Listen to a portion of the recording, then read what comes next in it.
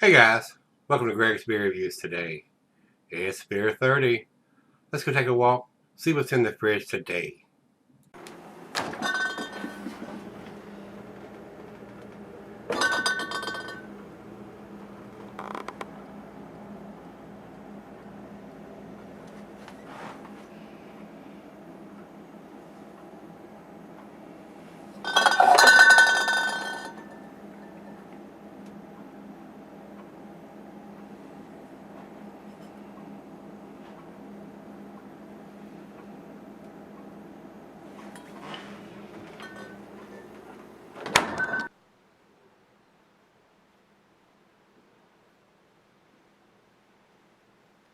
Hey everybody, welcome to Gregsbeerreviews today. Thanks a bunch for stopping by. I do appreciate it. Today's beer comes from Adroit Brewing Company. These guys are in Virginia. They're in Vint Hill, Virginia. This is their Black Azure Soul, B-A-Y-S, a 10% Russian Imperial Stout. It says here it is number 130 out of 400. It even got some pairings here: food, coffee, cocoa, crusted Angus beef strip loin, cheeses or gtost, Norwegian goat cheese, and cigar is burger and angeli and tuber. So, I don't know. I'll have to go out there. I have one of my hand rolled that I've been pumping on a little bit that I just rolled this past Sunday. That it dried out for a couple of days, and I stuck it in the humidor, and it seems to be very, very tasty. So maybe it'll pair very, very well with this. And guys, the cigar reviews are probably coming. I just ordered a great big double humidor. It's supposed to hold 4,000 cigars, and you're probably going to see it back here where all the plants are on the rack back here. I'm going to disassemble that and rearrange the rest of the stuff in here to get those plants and get that rack out of here, and the cigars will be behind me. I've already got a smaller humidor that I took my humidor and her humidor and put those in there. It came this week. So we're going to put my hand rolls and some of her cigars and some of the cheaper cigars into that one. It's supposed to hold 400, but they never hold what you say there, unless you take them all out of the boxes and stack them into trays and all that kind of stuff. If you leave them in the boxes, they never hold that kind of amount. So we shall see. I've spent a ton. I've got a box sitting here on the floor with $3,000 worth of cigars in it. I'm waiting to get the humidor to stick them in there. The Cigar Aficionados Top 25 cigars of 2019. I think I've got my hands on all but 2 of the Cubans. And to get Cubans here, you have to jump through some hoops. There are a couple of companies that do ship Cubans here. I don't know how they get through that loophole, but they do, but they're pricey. So I'm not going to pay $100 for a Cuban cigar. I'm just not going to do it. I may find a way to get around that and get some nice Cubans in here. But it's going to be a couple of months down the road because I have blown my budget out on what I've spent on cigars and the humidors. $5,000 in the last 2 weeks. So I probably won't be buying any more beers anytime soon either. So when they run out, they're out. With that being said, let's get on with this beer. Beer Advocate says it's 9.1%. This says it's 10%. So that's the biggest problem I have with Beer Advocate. It's probably why they're going under. And them and Untapped got bought out by another company under their umbrella because Beer Advocate is horse hockey. So hopefully they're going to learn by their mistakes, and they're going to make this website a little bit better. And I hope Untapped doesn't suffer because of it, because they are the premier beer review site to go to, because you know, if you've been there, you know the difference. You know they categorize it by the year, the batch, the ABV usually, and everything's more correct than it is on Beer Advocate. And we don't use Rate Beer anymore. They suck. So and I may not use Beer Advocate much longer. You know, I've been saying that for months, but I still do. I heard that they couldn't even hardly pay the damn light bill on their site. we shall see. Time will tell, guys. Over to Untapped on this, they say it's a 10%er, which is what this is. They got the correct information. 100 IBUs, a lot of IBUs for a 10%, but it is a Russian Imperial Stout. Takes a lot of bittering hops to balance that out. Says here it's got a little bit longer commercial description, so bear with me. Big, roasty, full-bodied malt flavors give way to cherry and hazelnut notes. Tear off your suit and tie a straight jacket. Submerge yourself in the riches of an alternate life outside the corporate fishbowl. Obscured in the depths of this Russian Imperial Stout is dark fruit, shadowy contemplation. Linger too long, ponder too deeply, and you may find your humanity is indelibly etched with the ink blot that is your soul. Imagine that. Horse hockey. Big 22-ounce bomber on this one. I picked it up because I hadn't done it before, and it was a Virginia beer, and it had the ABV written on it, and some pairings and all that kind of stuff. I don't know if it has a vintage on it. I didn't see anything on the label here. There may be something. They're calling this the Ghost 827, and Untapped is not having that number. They're saying Ghost 651. So I mean, you shouldn't have to jump through a lot of hoops to find out what beer you're looking at. So it is what it is, guys. But I don't see any kind of dating or vintage on there, and that may cost them a grade point if I can't find one when the bottle is empty. If there's nothing stamped on it, at least a vintage, they will not get to 10. That's how I am. That's how it works. That's how I roll. 10%, 100 IBUs, and we don't know the vintage, so let's get it on and see what we got. Like I said, 22-ounce bomber. I'm hoping for good things, but you never know. Some people like these beers, some people don't. So let's find out if I'm one of those that do or don't. Straight down the center on this pour, guys.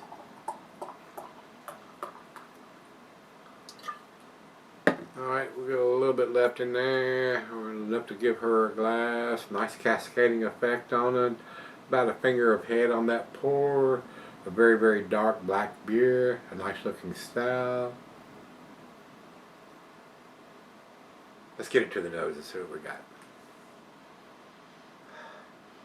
Rich roasted malt. Some coffee notes. Now, I don't think it's... it's not barrel aged, or well, it says here rye whiskey barrel aged Imperial Stout. So I'm not getting in that. The roasted malt and the coffee is standing out more on the nose. It smells very pleasant. I'm not getting any alcohol on the nose for a 10%er. Smells very nice. A nice coffee beer on the nose. Let's dive in. Cheers.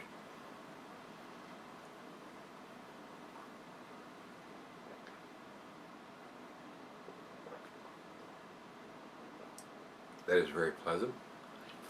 That is a very tasty beer, but I'm not getting a whole lot of the barrel aging notes on it. Roasted malt and coffee.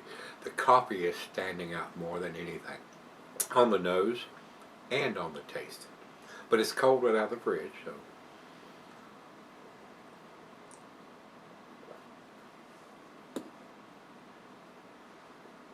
Maybe.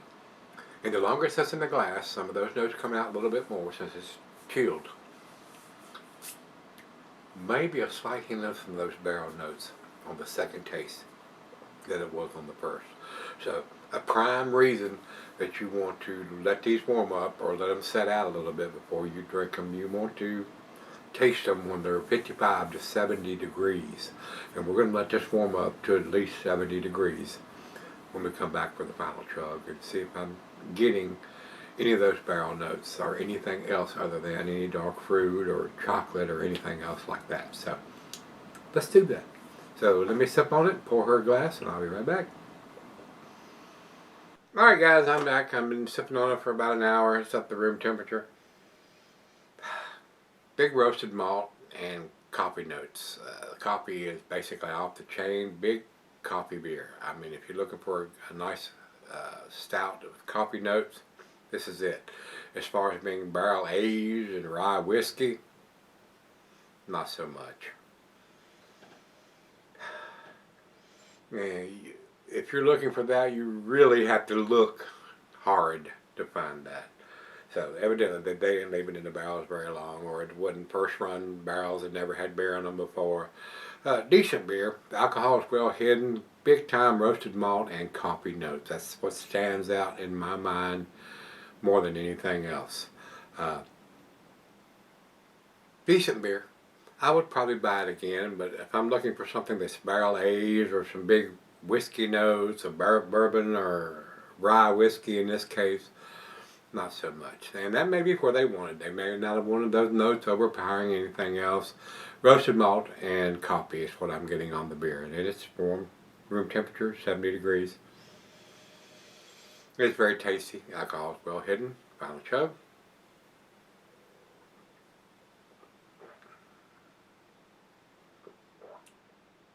Very smooth. Very easy drinking for a 10%er. It is a well-made beer, guys. It is. But I don't think they left it in the barrels long enough.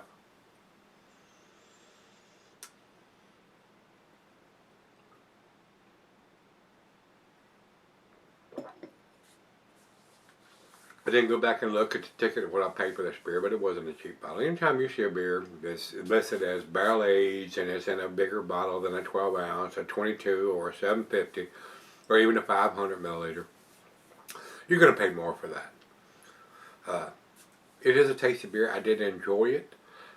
This would be something, if I wasn't looking for a barrel aged beer, would be a very tasty beer to me. But since they're claiming that it is rye whiskey barrel aged, not so much. If you've never had a barrel aged beer before, you might be impressed with this. I am not. But like I said, being at 10%, and like I said, I didn't go back and look and see what I paid for it. I'm sure it was probably $10 or more. The barrel aging process, or however long they left it there, or whatever, is not prominent in this beer. There are a lot better barrel aged beers than this. But like I said, it's a Virginia beer, and I like to try to support and not consider Virginia beers local beers, no matter whether it's 2 miles down the street or 3 hours up the highway. So I like to try to support those when I can, but they need to leave this beer in the barrel longer than what they're doing. But like I said, I'm not the brewmaster. I don't have any control over that. I'm just telling you my opinion. It needs to have more bourbon notes or more whiskey notes to the beer than what I'm getting on this one. It was very pleasant, very easy to drink. And like I said, I may buy it again if it wasn't pricey. Like I said, I did not go back and look at what I paid for the beer, but I'm sure it was over $10. So with that being said, I did enjoy it. Final beer of the evening for me. It's not an A beer to me, guys, because it's not got the barrel notes that I'm looking for. So I'm going to give it a good grade. It's a B plus beer, but it's kicking the door down to be the A minus beer. 89 for me on this one. Over to Beer Advocate, they say 89. I agree with them 100% on this one. Over to Untapped, they have it at 3.96. That's a B plus also from them. So we're in agreement here, guys. This beer is a B plus beer, upper end of the B plus beer. There is no kind of dating or vintage that I see on the bottle. I've looked, I don't see any kind of stamp, so they need to put some kind of vintage or dating on the bottle. If you're going to be in the beer business, craft beer business, get a damn dating machine. If not, go sell Tupperware somewhere or Full of Brush door to door. The dating is just as important as putting any of the other information on there. So if you're producing a beer and you're not dating it or putting a vintage on it, depending on the style of the beer, you suck. So, and I hate to say that about a beer. I did enjoy this, but they need to put a date or a vintage on it somewhere. Not on the case, not on the bumper of the truck that delivered it, on each individual bottle or can. If you can't do that, you're probably not going to live long in the craft beer industry, because a lot of them just they do that. So, Adroit Theory, get your damn dating machine or print something on the damn labels or something. So that's why so many craft beers are failing. They don't realize what's important to people that are buying the beers and drinking the beers. What's important. And being an Imperial Stout at 10%, the month and the day is not as important as the vintage, the year. When was it put in there? And if you want to put in the month on there, the day is not critical. It doesn't matter what day of the month you did it in. If you did it in January of 2019, July of 2019, or December of 2019, that's more critical first part of the year, middle of the year, end of the year, than having nothing at all. So, and these are just my opinions, guys. I tell you this all the time. Don't base what you're going to buy, what you're going to drink, on what this old man says. I've been doing this a long time now. It's important to have as much information on the bottle or can that's relevant for you to spend your hard-earned money on to purchase and drink. So IPAs, double IPAs, stouts, or whatever style of beer that you'd like to buy and drink, knowing how old that beer is critical. It is to me. It is to me. It's not going to change, especially on a Russian Imperial Stout, what the beer is going to taste like, whether it's a 2019, 2015, or a 2020. But the IPAs and the double IPAs and a lot of the lower ABV beers that are hop forward, it is critical. It is super critical. So they need to put on this beer what vintage it is. Tell me it was a 2019, a 2020, a 2018, 2015. Tell me when it was put in this package. And if you can't do that, get out of the beer business. Because you probably won't be around long enough to worry about it anyway. Because people will stop buying your beers. And that's why so many beer companies either sell out or go out of business. Because they're not producing a beer or putting the information on the beer that's relevant to what people want to see. So, just my opinion, and opinions are like assholes. And some people have one, some people have more than that.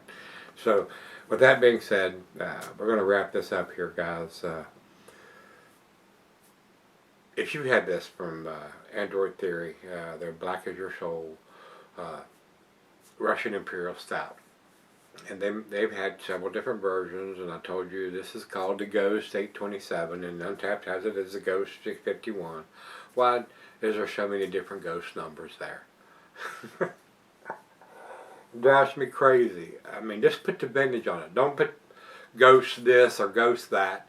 This is 2019, this is 2020, this is 2015. I mean, it makes your head swim trying to figure out what beer you're looking at and what beer you need to look up to see, what have I got here? What have I got here? So, with that being said, it's a decent beer, but you're not going to get a big rye whiskey barrel notes on this one. I didn't. So you may be different. So like I said, don't base what you're going to buy, what you're going to taste, and what you're going to drink from what I say. So pick one up, give it a shot, see what you think. You may love it. It may be the best thing you ever put to your lips. And then again, it may not. Till we meet again, let's go see what's in the fridge.